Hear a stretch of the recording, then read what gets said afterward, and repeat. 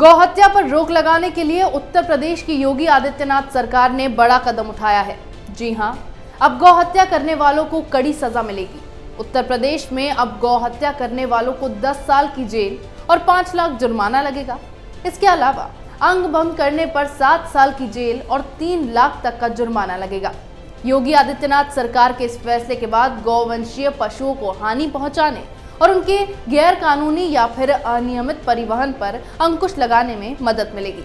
आइए जानते हैं योगी सरकार के इस फैसले के बारे में।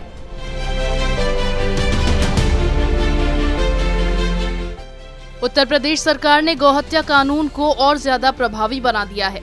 यूपी सरकार गौवंशीय पशुओं की रक्षा और गोकशी की घटनाओं से जुड़े अपराधों को रोकने के लिए अब और सख्ती करने जा रही है। इसके तहत इस तरह के अपराधों को संज्ञेय और गैर जमानती बनाया जाएगा। दंड और जुर्माने को भी बढ़ाया जाएगा। गौकशी करने पर अब 10 साल की सजा होगी। अभी तक गौवंश को नुकसान पहुंचाने पर सजा का प्रावधान नहीं था। अब इसमें 1 साल से 7 साल तक की सजा का प्रावधान कर दिया गया है। इस कदम से गौवंशीय पशुओं को हानि पहुंचाने और उनके गैर कानूनी या फिर अनियमित परिवहन पर अंकुश लगाने में मदद मिलेगी। इसके लिए सरकार उत्तर प्रदेश गौवध निवारण संशोधन अध्यादेश 2020 लाएगी। मुख्यमंत्री योगी आदित्यनाथ की अध्यक्षता में हुई कैबिनेट की बैठक में इसके मसौदे को मंजूरी दी गई। इसका मकसद गौकशी की घटनाओं और गौवंश से जुड़े अपराधों को पूरी तरह रोकना है। आइए अब जरा इस प्रावधान को समझने की कोशिश करते हैं। सबसे पहले तो गौकशी करने पर अब 10 साल की सजा दी जाएगी, यानी कि जो कोई धारा 3, धारा 5 या धारा 5 क के उपबंधों का उल्लंघन करता है या उल्लंघन करने का प्रयास करता है या फिर उल्लंघन करने के लिए दुष्प्रेरित करता है, वे 3 साल से 10 साल की सजा पाएगा। जुर्माना 3 लाख से 5 लाख तक का होगा।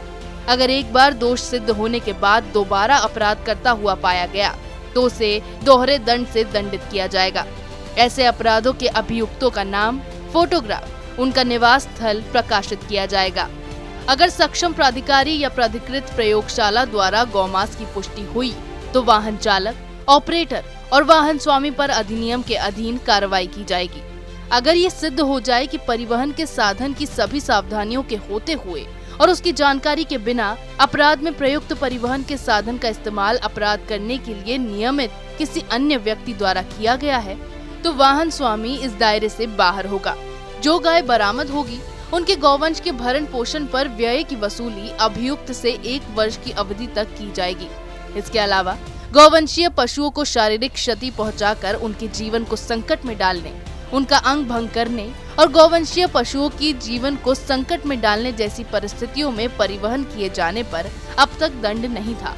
अब यह अपराध करने पर कम से कम 1 वर्ष से 7 वर्ष तक की सजा हो सकती है।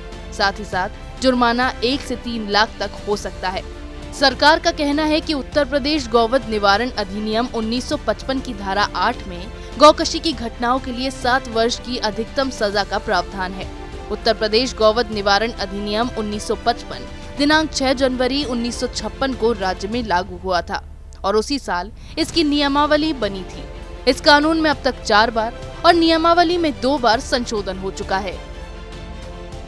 गौवध निवारण कानून को और अधिक मजबूत बनाने के मकसद से उत्तर प्रदेश कैबिनेट ने 1955 के इस कानून में संशोधन के प्रस्ताव को मंजूरी दी है, क्योंकि उक्त घटनाओं में शामिल लोगों की जमानत होने के मामले बढ़ रहे हैं।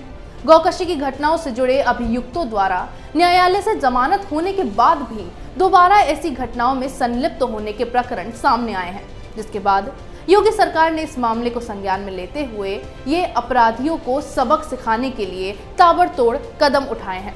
इसी तरह की खबरें मैं आपके लिए लाती रहूंगी, तब तक के लिए बने रहिए हमारे साथ। अगर आपको हमारा वीडियो पसंद आया हो तो इसे लाइक करें, हमारे चैनल को सब्सक्राइब करें और हाँ, बेल आइकन दबाना ना भूलें ताकि आप तक हमारे वीडियो की नोटिफिकेशन पहुंचती रहे। आप अपना सुझाव हमें कमेंट बॉक्स में दे सकते हैं।